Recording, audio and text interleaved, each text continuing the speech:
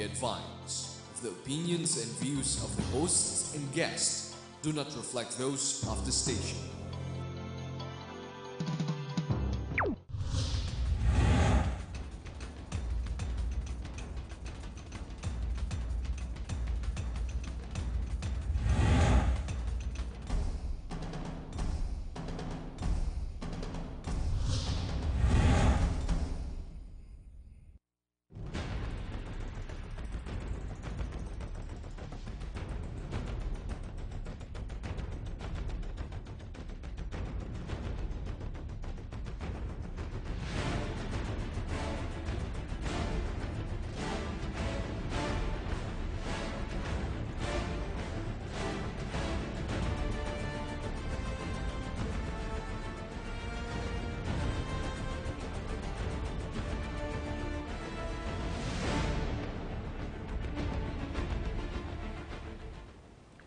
Philippines, good evening. Luzon, Visayas, Mindanao, mayong gabi kaninyong tanan. I am Erik Espina.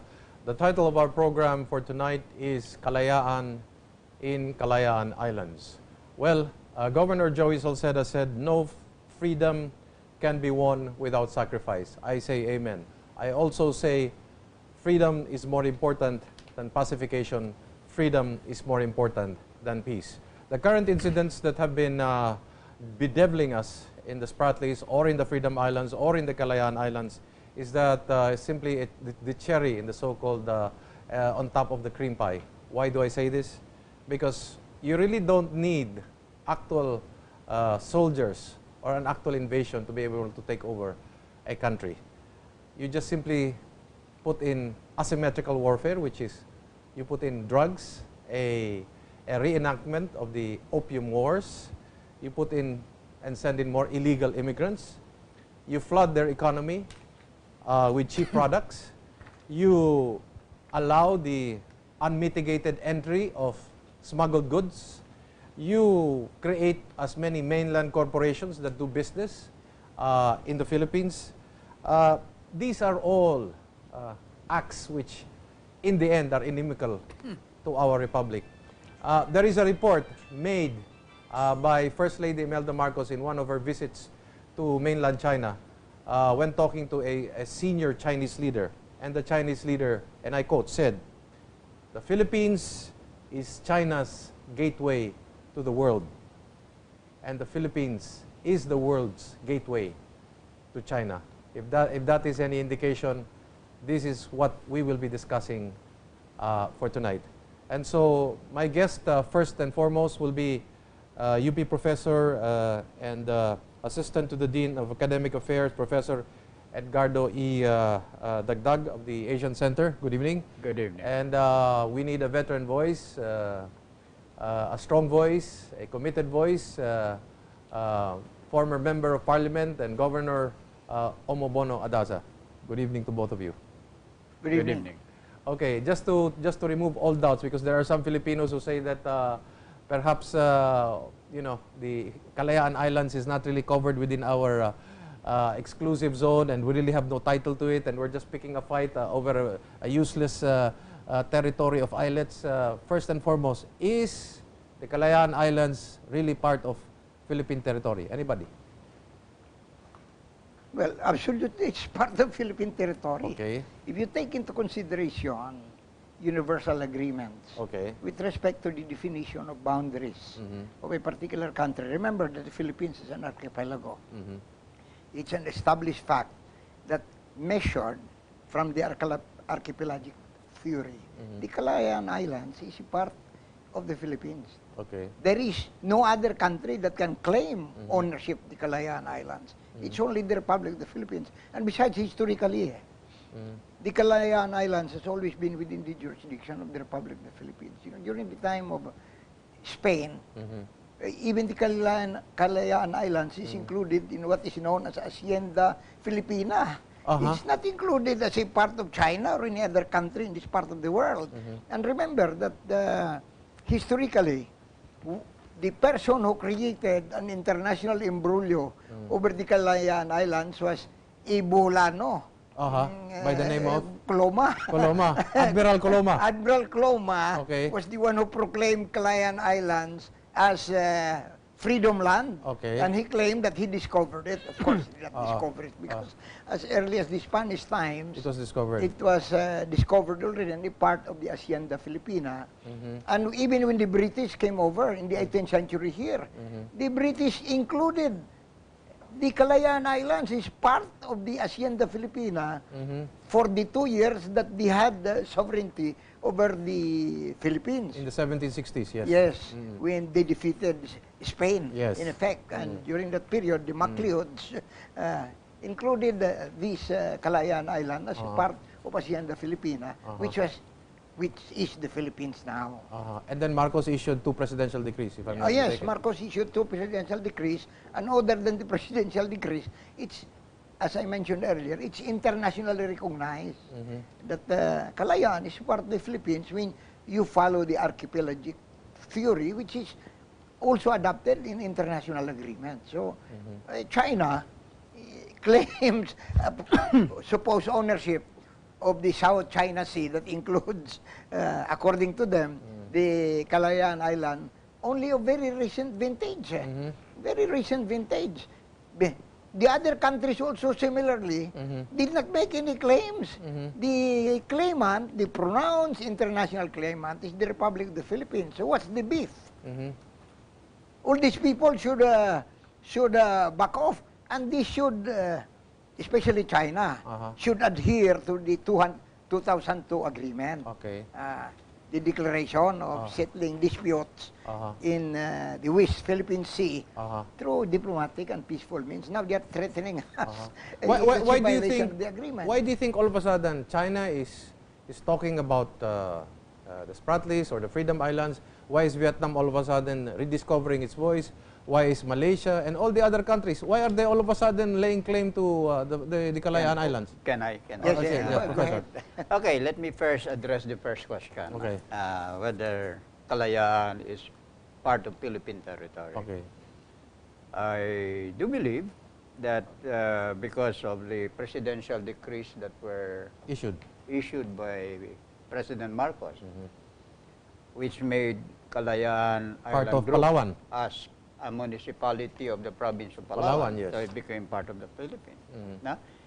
But I think... And there are elections, if I'm not mistaken. Yes, and but although lately the focus is stressing to the world that the KIG or the Kalayaan Island Group is part of the EEZ or the Exclusive Economic Zone of the Philippines. And we are claiming it under the UNCLOS or the United Nations Convention on the Law of the Sea. Yes. I think under the UNCLOS, you are supposed to have this exclusive economic zone. It extends 200 nautical miles from your continental shelf, and it falls within that definition. Now, of course, there have been a lot of developments that happened before. Paloma said, okay, this is my territory. I claim it under the theory of discovery. Then when nobody paid serious attention. And then by occupation also. Yeah, but more on discovery. No? And then later on, I think the Philippine government evolved the theory of Rex Nullius. There is no sovereign in that area.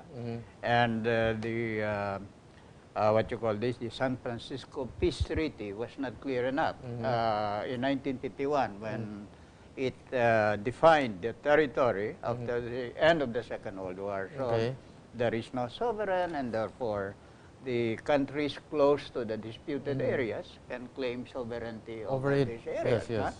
But we are now using the UNCLOS as our basis. No? But correct me if I'm wrong.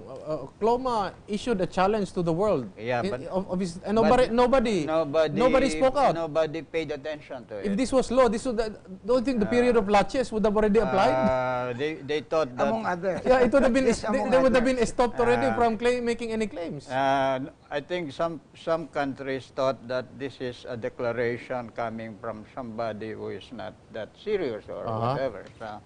So when nobody paid attention to it. But when the Philippines took over and put some troops there, did any of the countries, Vietnam, Malaysia, and all the other, did they raise a howl over it? Of course. At that time? Yes, During Marcos' time? Yes. Uh-huh. China. But they didn't do Malaysia. anything about it. What they did was also first consolidate their presence in the area. Nah?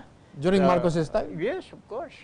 They consolidated their presence. Malaysia, you have Taiwan, you have China, you have Vietnam. How early was the presence felt in that area? Well, I think most likely after the 70s. Although After the 70s? The trouble started after 1991. Okay. When the U.S. withdrew. When there was a vacuum already. Yes. The trouble, Power vacuum in the area. trouble became very evident, became very pronounced when the U.S. withdrew from Southeast Asia by withdrawing from its bases in Clark and Subic. Okay. And so what we see is the creeping presence of China now. You talk about creeping presence during the time of President Erap, Secretary of National Defense Orly Mercado called it a creeping invasion. Creeping Invasion. Well, you see, when you handle international issues, you might as well use neutral terms so that so that you can elicit also more dialogue from the other party. Correct. But this is spoken from the Defense Department point of view. So it's the creeping presence. In short, China has already occupied and institutionalized its presence in the paracells and is slowly moving out of paracells. They're claiming also the Scarborough Show. Yes. Is that Philippine territory also? I'm more particular with Mischief Reef, or Okay. Panganiban. But you see, we have trouble here because at the time, I think after 1991, China started to put in what you call this infrastructures in Fishing structures. Mischief Reef, na? They Fishing say structures. that this will be shelters of fishermen. Fishermen, yes. Okay. When they were putting up the shelter, this is like antennas, heliports, and so on. They were monitored by the Pacific Command. Yes, by the U.S. Pacific Command. Yes, And they were monitored by the Pacific Command. Unfortunately, this information was not passed to the Department of National Defense. Remember, this was after 1991. The Americans were sulking. We're not too happy with our decision terminating the MBA. So this is a silent sanction or silent retaliation. But was this information given to us? No. At that time, it no. was not given to us. Huh? No. And remember that when the Americans left Clark, they removed the radar in The Clark. radar, yes, okay. And so the end result is we don't have any radar that could view. We have no eye in the sky. Yes. The end result is, even with this creeping presence, we were not able to monitor. I remember, I think then Defense Secretary Renato de Villa, when he was appearing in one committee, I think must be Senate or House Committee on Defense, he was asked whether the Philippines was aware of these structures put up by China in the Mischief Reef. He said, no. Why? Because we have no more radar at the time. And that was an argument for the modernization of the EFP. Our radar was in Clark, so when the Americans left, they also took away this radar. Okay. There have been proposals to come up with diplomatic approaches, etc., etc. Before we go into the legal approaches as well, let's talk about of more recent vintage. Governor Joey Salceda is talking about boycotting Chinese products. What do you think? He should boycott the Chinese products in his province because he has nothing to do with the formulation of national policy with respect to what we should do in the Kalayaan Islands. You know, extremism in international politics does not serve any useful purpose for a country as small as the Philippines. We should be relying on international agreements, on diplomatic instruments, on back-channeling or secret diplomacy in order to be able to achieve our objectives. A brinkmanship like that it doesn't work. Maybe that would be one of the last two ultimate Options. solutions if everything else fails. Because if everything else fails, we have to resort to extreme measures. As a matter of fact, one of the extreme measures next to the suggestion of Governor Salcida is patterned after the reaction of the British Empire when they were on the run from the German invasion. They got Winston Churchill. And remember the speech of Winston Churchill, we'll fight you in the beaches, Yes, we'll yes. fight you in the streets, fight you in the hills. That will be the final resort of what we will do. And in my humble terms, if I were president of the country, I'll tell them, if you continue doing this in violation of international agreements and the agreement that which China signed in 2002, that everything here should be resolved through diplomatic channels, I will say we are going to fight here in this country to the last Chinaman.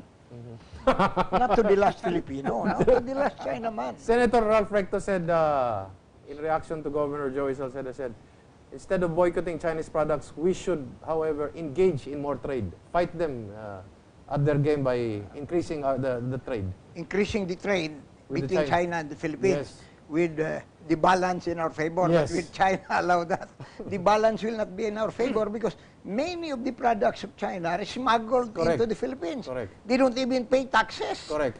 They don't pay taxes, and Correct. now Recto is using the same argument as the people who are selling Chinese products at every corner of our country. No, you know, senators like Recto and the others, like Salcida, they should leave the government, the national government, to formulate the correct policy insofar as this is concerned.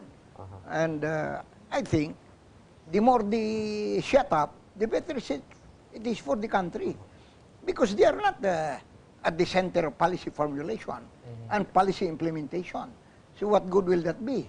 Why don't they tell that to the president? If they keep silent, tell that to the president, this is what we should do instead of delivering speeches for public consumption. And the sad part is there is a report that says that 92% of OFW remittances, out of the 92%, 68% goes to the buying of Chinese products.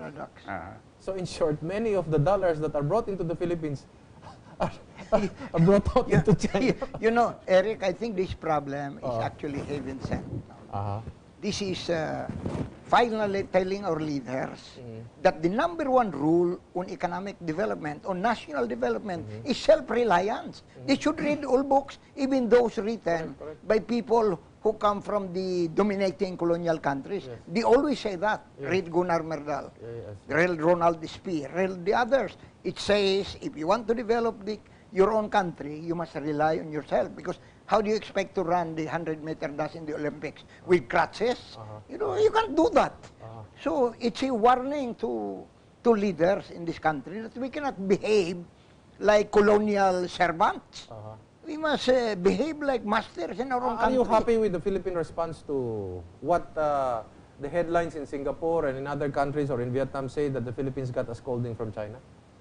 I'm not happy with that. You have no right to scold us. This is our country. Are you happy with the way government has responded, with the way China has been issuing such statements? I'm not happy either with the way we are responding May I to comment the on- Chinese. Okay. Yes, yes. May I comment on that? First, on the boycott. No?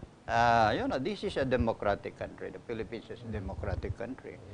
And any public official like Governor Salceda can always raise that Yes, yes, of boycott course. position.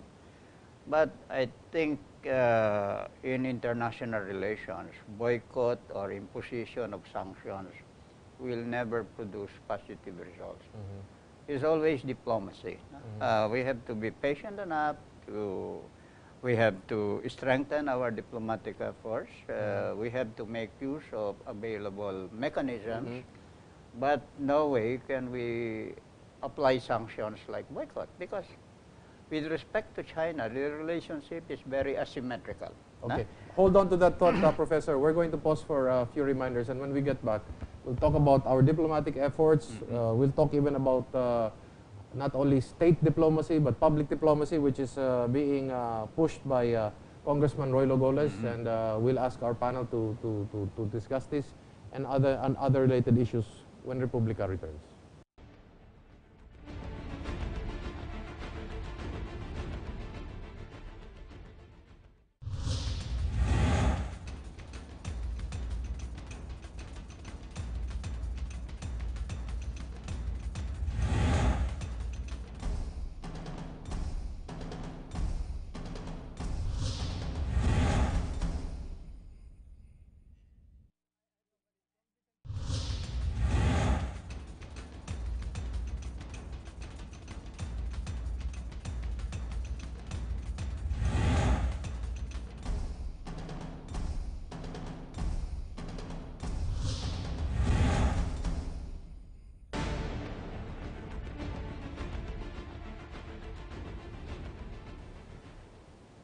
Okay, we're back with us in Republika, Erik Espina. We're still talking here with Professor Edgardo Dagdag of the Asian Center and Governor Assemblyman Homobono Adaza. Professor, before we pause for a break, I cut you in the middle of what you were wanting to say. Yeah, as I've said, putting a boycott on Chinese products or imposing sanctions against China may not work because the relationship between China and the Philippines is an asymmetrical relationship. I think China has more leverage, has more aces against the Philippines. China is a major trade partner of the Philippines. China is a major source of ODA or official development assistance. China is a major labor market for OFWs. In short, China is very important to the Philippines, but Philippines may not that be important to China. So when you do a tit-for-tat approach, let's say you impose sanctions like boycott, I don't think that will work out. Governor Joey Salceda says his idea, according to some people, might be ridiculous, but he says it's more ridiculous to bend down to a country like China. Well, that's what he says. That may be true. But you see, as I've said, it may be significant for China to listen to the public opinion here in the Philippines. It's also good for them to see how other sectors feel about the situation. But the point is, if you are in government, you have to focus on diplomatic efforts to address the problem. Okay. I'll ask both of you gentlemen this question, and this has also been bugging me. A lot of the pundits have been trying to decipher whether the threat that was issued recently by China before they took several steps backward was a trial balloon or it was just chutzpah. A person too proud of his muscles, he decided to be irresponsible about his statement. Was this a trial balloon or just purely irresponsible at an instance? No, I don't think it's some degree of irresponsibility because it was issued by an ambassador, purportedly coming from the highest authorities. I don't believe that it came from the highest authorities, but tayo kasi dito in this country, the moment somebody cuffs in the U.S. Embassy or the Chinese Embassy, we think that we're going to get pneumonia. Okay. That's the problem with these people. As mentioned earlier, that there are so many incompetent people who are trying to handle this problem. Inexperience on the diplomatic level. But of course, the inexperience and the reason why we have so many incompetent persons is that reaches up to the highest levels in this country. And it's our error. That's why it's about time that this country should have a leader who knows his onions. He should be able to distinguish between onions and tomatoes. You're talking about highest level, that is a superlative. Yeah, the highest level, you know. It's a superlative, that is not higher levels, but highest levels. In the highest level. So he should be able to know his onions instead of mistaking the onions for tomatoes. Because probably tomatoes are thrown at his direction for inability to design the correct approach to the problem. But was this a trial balloon in order to see our reaction? I believe it's a trial balloon. To see our commitment, our conviction? Yeah, among others, I think it is a trial balloon. Okay. Because they'd like to know what really, how will we react? Shall we do? React, as the professor has mentioned, in the diplomatic and international level, it's always it's always diplomacy. And secret diplomacy works better. It works better, not diplomacy by delivering speeches. Speeches do not produce results, except when you are pushed to the wall. We are not pushed to the wall yet. And besides, we should just invoke the agreement which China signed in 2002. Look, nobody's supposed to make threats here. Let's talk. Let's converse in accordance with the agreement. Yeah, I asked that question because after a few days they backtracked because there was a backlash to the threats that they were throwing around irresponsibly. So this is why I was asking, was this a trial balloon? Was this an attempt at trying to be threatening, exercising his muscles, or was this an attempt at just being, you know, let me react. unknowing about what his actions? React to that. Yeah. Some are saying that through its threats, through its warnings, China is acting like a bully. Yes. And trying intentionally, unintentionally. But I think we have to answer the question, why is now China issuing these warnings? Because? Why is China now apparently bullying the other claimants in the South China Sea? Or the more fundamental question will be, what may have heightened the tension in the South China Sea? My belief is that the tension is still there, was there before 2005, it was there, but we have observed that during the last 3 years, apparently the tension escalated. Now, what is the reason for the escalation of the tension that may have prompted China later on to issue this warning? So I consulted some of my colleagues, asked them some sort of a... what is it, Professor? And apparently there is that belief that China would want to project the position that as much as possible there should be no external powers that should interfere in the South China Sea. There is that perception of China that is that the only consideration? That slowly the U.S. is moving in. The U.S. wanted to reestablish its strategic presence in the South China Sea. According to my own talks, they say that part of the biggest oil reserves is in this the vein going to Brunei is actually in this area. That's it. That is the other point that I wish to mention. Okay. I think you know pretty well that there is so much economic growth in China now, and you know the fuel to economic growth is what? Energy. So China is going to Latin America, China is going to the Middle East, China is going to its own Xinjiang province, no? But may not be enough. You were talking about asymmetrical relationship. Do you agree that China is also engaged in asymmetrical warfare? Warfare in quotation marks against the Philippines? In terms of sending drugs into the country? Let's put it this way. No two countries have identical national interest. Okay, they normally compete. Okay. And but are they actively engaged in asymmetrical warfare? I do not think so. They are just trying to assert their national interest. Okay. We are asserting our national interest. Hopefully. China is asserting its national interest. And so with the other claimant countries. Its national interest. So there must be a mechanism that will balance all these national interests so that the outcome will be stable peace in the region. Okay, Governor. No, I think the basic interest of China in driving out everybody in that area is really oil. Okay. Considering the economic development in China and the need to propel that development with energy. And as you mentioned earlier, Eric, there is a survey already undertaken proving that there is so much oil in that area. So if there are so many countries developing also, exploring oil there, that will deplete the supply of oil for China. They will have to buy it from these countries, Philippines, Vietnam, and the others. And as you stated, they are really conducting asymmetrical warfare here. The huge drugs penetration into the Philippines. Where does it come from? China. Don't tell me that this is just the product of the intentions of a few people. As I believe they also allow this. They allow this. While it's true, they try to punish everybody when they enter China for drugs.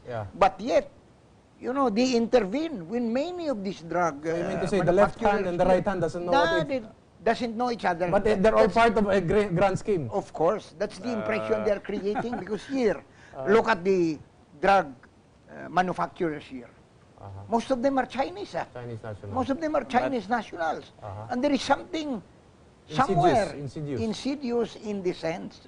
That's why if China really wants to settle our problems, other than the problems in the West Philippine Sea, we should use the proper term. West Philippine Sea, yes. We should settle the other problems that create difficulties in our relation. Okay. Professor, I know you want to answer that, but this is the question I'd like to ask you. Okay. Comment on the naming of the South China Sea as West Philippine Sea. Well, you see, it is the right of the Philippines to come out with a different name, to make it appear that that is really Philippine territory. But it will not solve the problem, like the experience of China. China describes Spratly as Nansha Island. But I think in what you call this, in the international community, there's less reference to Nansha. They still call it South China Sea.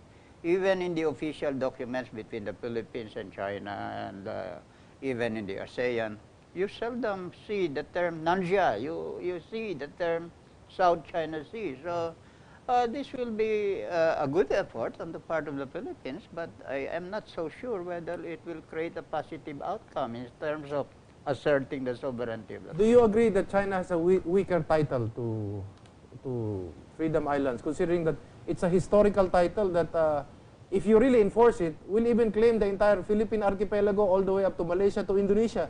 Not really. Is it a weaker title? Not really. Because it is a general claim to the entire area. I have seen the documents. Okay. We have studied the South China Sea issue for a number of years already. I have been involved in national and international dialogues and conferences on this. And definitely, when it comes to these Spratly claimants, every claimant has his own basis for asserting his claim. Correct. Okay. But we are not just talking of the basis of the claim.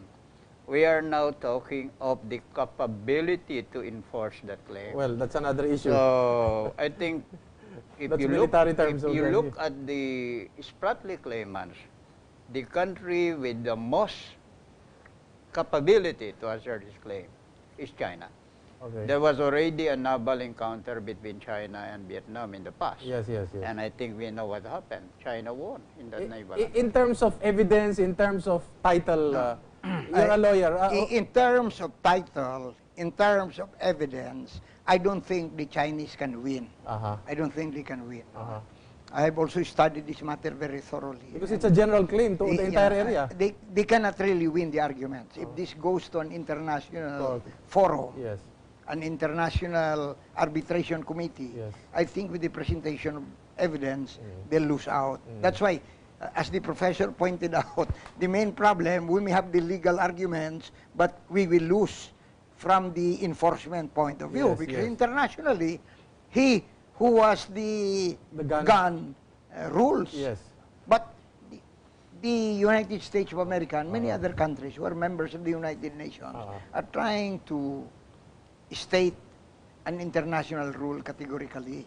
That it's about time that we have to resolve issues from the standpoint of agreements on the basis of the rule of law. Because if we have to use power, the gun, in enforcing our will on the other countries, we'll really inevitably have wars. Because after all, like you pull sanctions, push them on the wall, like Iran, North Korea, big countries like the United States and China, they'll inevitably use their nuclear warheads, and what will that do to the country? We're talking about the ICJ here, no? International Court of Justice. We can present this, and this can proceed.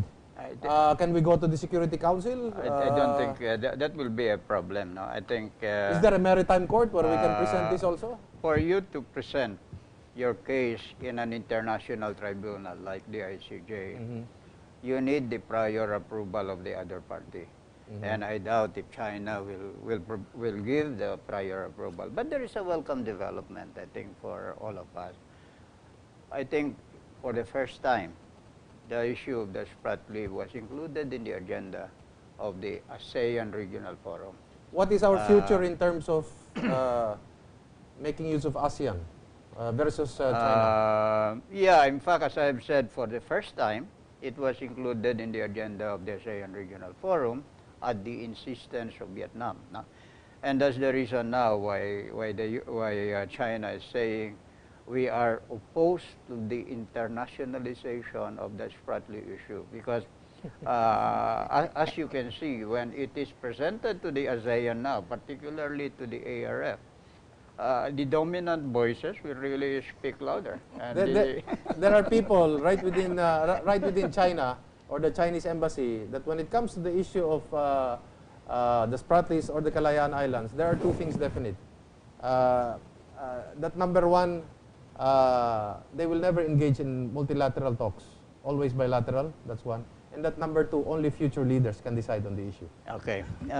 Regarding That's true. That's the way they argue it. That's their position. That's their position. And heaven help them if the Republic of the Philippines will have the correct leaders, because if we have the correct leaders, which should have happened a long time ago, the situation in this part of the world will change. Well, let's put that in the right context. What the ASEAN wanted is a regional code of conduct to address the South China Sea dispute.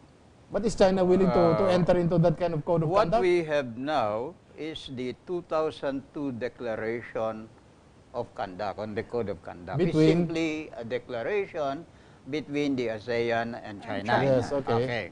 So what ASEAN wanted is a regional code of conduct. So, and as far as China is concerned, it is saying, we are no longer interested in having this regional code of conduct. This is what I'm saying. Okay, there is a new development. Suddenly, U.S. came forward, and U.S. said, we are willing to help the ASEAN achieve a regional code of conduct on the South China Sea. Because here comes the enforcer. And now Thomas even is saying, Thomas Humbert, yes. Thomas is even saying, we are ready to assist the ASEAN drop that regional code of conduct. So if you are China, how would you feel? Here comes now a non-claimant like the U.S. aggressively saying we are supporting the ASEAN's position to have a regional code of conduct, and we are willing to sit down with the ASEAN and drop that regional code. Okay, how do you read the U.S. Ambassador's statement, Harry Thomas, when he said, we will do what we are asked? How do you read that? I'm not so certain, because that is simply diplomatic language. Because I am very doubtful whether, in case there will be a military conflict over the Kalayaan, the U.S. will come under the Mutual Defense Treaty. I doubt. No. How about, you know, with respect to the statement of Thomas, the statements of American diplomats are unreliable. Okay. When you study the history of the world, the Americans are unreliable allies. They deserted Chiang Kai-shek. They deserted Ngo Dinh Diem. They deserted the leaders of Korea. They deserted si Hanok. They directed the Shah of Iran. They abandoned Saddam Hussein, who was their ally. They abandoned the Talibans. Nowhere in the world can we say that the overwhelming action of the United States of America, insofar as alliances are concerned, would support our hopes that they will be involved with us in Mutual Defense Pact. You know, as early as 1951. So this is not covered, in short? No. Even if there will be an incident? No. In 1951, Recto, Laurel, Tañada, Pilay, Jokno, all the brilliant men of this country will precisely say that the Mutual Defense Pact should be like the US-NATO treaty. Okay. Because in the US-NATO treaty, Yes, yes. the There's a reaction in the event of an automatic. attack There's a military is act- automatic. Yes, yes. Here, it's not automatic. Subject it's to- dependent okay. upon the constitutional process of the Okay. United States of America. And if you rely on that, heaven help us. Thomas also says, we're with you in all subjects. That's Ay, diplomatic No, talk. that's a lot of nonsense. Diplomatic language. Let me tell you this. Okay. A very simple issue that cannot be resolved until now because our leaders do not stand for our national interest. Visa. The enemies of the United States, Italy, Germany, Yes. and Germany and Japan. Okay. We're always fighting for the Americans. We die first for the Americans. After the war, on the visa issue, Japanese, Germans, Italians enter the United States with an automatic visa of 60 days. I understand. We line up from 5 o'clock in the morning to 6 in the evening, and out of 100 Filipinos in the embassy, only about 30 Secretary of get the State visa. Secretary of State Hillary Clinton was talking very strongly for the UNCLOS. Good for us, bad for us. Talking for? In favor of the UNCLOS, the enforcement of the UNCLOS. Good for us, bad for us. Good for us, of course. Good for us. For Good us. for but, us. but as correctly stated a while ago, it's very difficult really to rely on the words Okay. of the Americans. If that is the case, what will stop the President of the Philippines tomorrow looking for Exxon, an American company, entering into agreement to allow them to explore in that Yeah, area? but I think- Will that bring in the 7th Fleet? You Yes or no, know, Governor? Will that bring in the 7th Fleet? If you allow an American business, big business, to start exploring in that area? If the diplomatic party and Obama Uh-huh. will be involved in that exploration, the 7th Fleet will be there. Okay, In the I same just manner- wanted that In the stated. same manner that in Iraq, Uh-huh. when they had problems with Saddam Hussein and the Bushes and the Republican Party had connections Uh-huh. with the ones who were developing oil fields Okay. in Iraq, then hell broke loose. So therefore, that is the way for the Philippines. We should bring in a lot of American business into this area in order to be supported by the 7th Fleet. Let me Yeah, very briefly, please. Because I still have a question. let me say Yeah. something Yes, about yes. that. Right now, there is a problem. Uh-huh. So I think we should minimize any gesture or any act that may be construed as provocation by either side. So we have to be very discreet. Now we have to be very responsible in our actions, in our words. That's why I have been saying in all these incidents, in all these problems, it should be the spokesman of the Department of Foreign Affairs who should talk. Not the spokesman of Malacanang, not the spokesman of the Department of National Defense.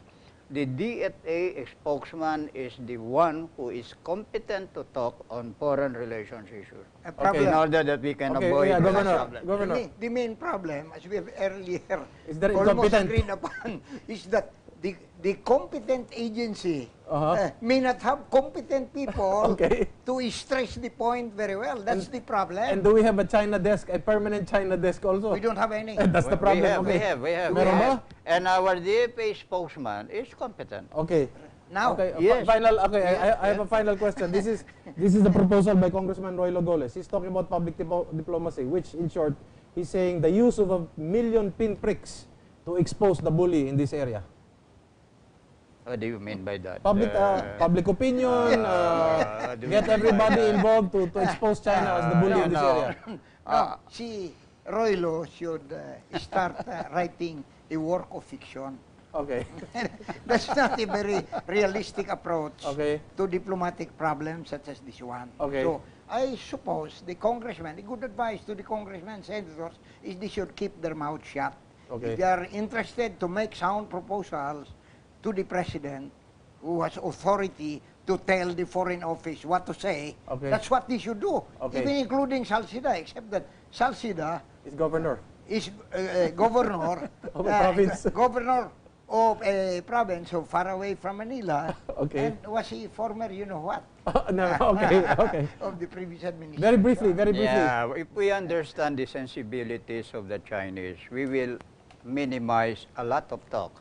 It will create a lot of noise, And this talk will be leading to a lot of noises that will simply aggravate the confusion and will merely, what you call this, make the problem more serious. So Okay. I believe less talk, less mistakes, and I think we have to pursue the diplomatic option. Okay, well, ladies and gentlemen, we've heard from Governor, former Assemblyman Homobono Adaza, and Professor Edgardo Dagdag. What is happening in the Spratlys is one of the three phenomenons that is happening to the Philippines, and I have a theory that is what we are all witnessing in our republic is just can be abbreviated in three phenomenons. One, the deconstruction of our republic. Two, the balkanization or the invasion of our territory. And three, the unraveling of our national identity. Kaya kailangan mahalaga po na mamatyagan natin itong tatlong bagay na nangyayari sa ating bansa. Wala na po tayong panahon. Maraming salamat po sa panonood ninyo dito sa Republika. Ito po si Erik Espina, nagsasabi sa inyo, magmasid, makialam, higit sa lahat po ay manindigan po kayo sapagkat wala pong magmamahal sa Pilipino kung hindi ang Pilipino. Daghang salamat, maayong gabi kaninyong tanan.